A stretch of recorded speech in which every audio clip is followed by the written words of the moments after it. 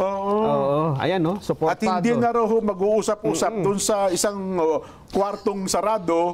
Dapat na po ay alam ko ito ang pangunay sinusulong din mismo ng leadership ng Kamara ngayon, Sen, ha? At mukhang may mga NGO pa yata na sumusuporta din sa bagay na ito. Ari nawa. Pwedeng mag-observe ang publiko habang ginagawa yung... Sinong mag-o-observe? Yan ang tanong. Sino? Nelson? Sabi, meron atang nagpanukala ito. Hindi pa ninyo tinatanong sinong mag-o-observe. Walang detalye pa ito. Baka yung nag-o-observe, bulag. Paano ngayon yan? Doon pa lang wala nang gusto Sino po bang mag-o-observe? Ay, siguro baka mag-open sila mga kababayan ang inyo po siyempre maliit lang naman siguro yung kwarto yung iba, magrepresenta. Yung isa hindi siya bulag, nakikita niya pero bingi. Halimbawa. Naiintindihan naman niya pinag-uusapan. Kaya ang tanong ko sa inyo, gaano ba ka-open para ang ibig ko sabihin, pag sinabi mong open, at least nalalaman ng publiko kung anong pinag-uusapan. Sino ngayon ang ilalagay mo doon? Ito, nabuo daw po yung panawagan para sa Open BICAM para sa mga naging issue sa pagkakabuo daw po ng budget. Nito nakalipas sa taon, ang tinutukoy daw po yung ng mga nananawagan para sa Open BICAM, ang pagkakasingit daw po ng special provision sa 2024 General Appropriations Act na nagbibigay ng kapangyarihan sa Department of Finance ay utos sa paglilipat ng 89.9 billion pesos sa sobrang subsidiya ng pamahalaan ng PhilHealth.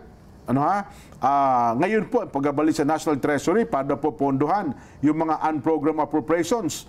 At kalaunan, ayun daw po, nagkaroon ito ng question, tiliyata hanggang ngayon sa Korte Suprema, meron pa po itong usapin. Oo nga, ngayon, i-open, ngayon. Nakikita nila yung ginagawa ng BICAM. Meron ba silang karapatan? Ano yan? Palitan nyo. Sila ba ang pwedeng magsabi? Ano yan? Hindi namin. Ipaliwanag nyo yan. Ganun ba? Oo nga, no? Ang parang observer lang ilan ba yung... ilan ang mag-observe? Gaano ang kakayahan ng nag-observe at nakikita? Kasama ba silang nakaupo doon? Kasi yung tuntunin, hindi gano'n Meron na live streaming. Kung yun lamang mga sa panig ng House, magtatalaga lang ng ilan Sa Senate, gano'n din. Paano yung paraan? Sino yung representative ng public na hahalo doon? Ano ang kanyang kapangyarihan na kapag may nakita siya, pwede ba siyang mag-object? Pwede ba niyang sabihin? Pwede ba niyang ipaliwanag kung ano yan? Kasi kung wala siyang kapangyarihan na nakaganon lang siya, nakatingin, ano ngayon? Nanonood ka lang. Noong isang araw po, nag-press con itong tagapagsalita ng Kamara de Representante, si Attorney Princess Abante. Ito yun daw hong pagsuporta sa tinatawag na hashtag Open BICAM Campaign, Open BICAM Campaign sa pagtalakay daw po ng pambansang budget at sinuportahan nga po ng pamunuan ng leadership ng Kamara de Representante sa pangunguna po ni Speaker Martin. Ang mungkahi na suportado din po na nagbabalik ng mga mababatas at mga leader ng institusyon. Masaksihan real-time kung paano pinagkakasunduan ng Senado at ng Kamara ang penal na bersyon ng pambansang budget.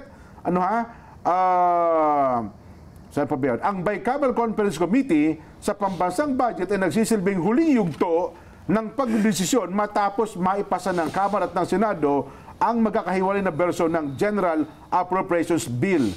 Ayun, sabi po ni Princess Abante, hindi na bago sa Kamara ang tinatawag daw pong transparency. Sen. Sino ba si Princess? Yun po yung tagapagsalita ng anak ng mga anyway. Bakit? Yun po. Nakasama na ba siya kahit minsan doon sa mga BICAM?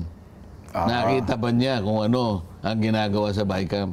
Kaya nga ako sinabi ko, ako minsan lang ako nakasali doon, ipinangako ko na sa sarili ko, kahit kailan hindi na ako sasama. Ganun, hindi ka man lang makalapit doon masasarap daw pong pagkain doon di ko ba? Ma-high blood ka naman. Nandun daw ang pinakamasarap at mamahaling pagkain sa kapag BICAM, Sen.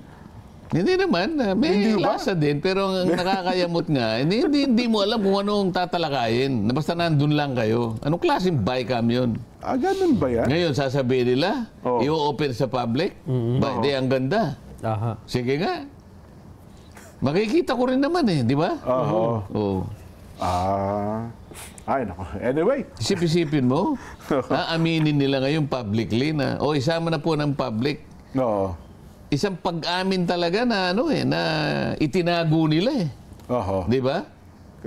Naka-live stream. Isipin mo, ngayon lang nila na inamin na isasama yung public, hindi nila sinasabi, ano ang mekanismo, anong kaparaanan, paano mo ihahalo ang publiko para ngayon makamit mo yung transparency.